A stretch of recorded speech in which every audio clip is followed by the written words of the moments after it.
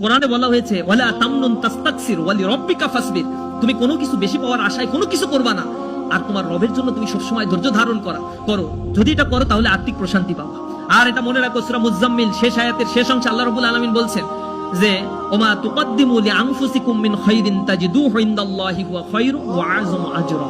তোমরা যত ভালো কাজ করো, তোমরা মনে করো এগুলা খুচরা-খাচরি কাজ করে ফেলছি, এগুলা মনে হয় আমাদেরকে কোনো ভ্যালু অ্যাড করছে না। আল্লাহ বলছেন যে না, এগুলা আমি সব সংরক্ষণ করে রেখে দিই।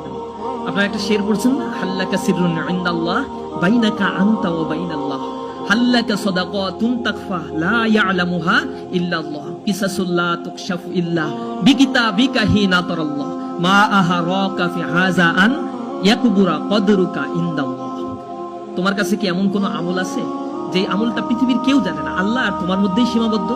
এমন কোন দান সদকা কি তুমি কখনো করেছো যেই দান সদকার ব্যাপারে পৃথিবীর কেউ জানে না, শুধু তুমি আর তোমার রবই জানো?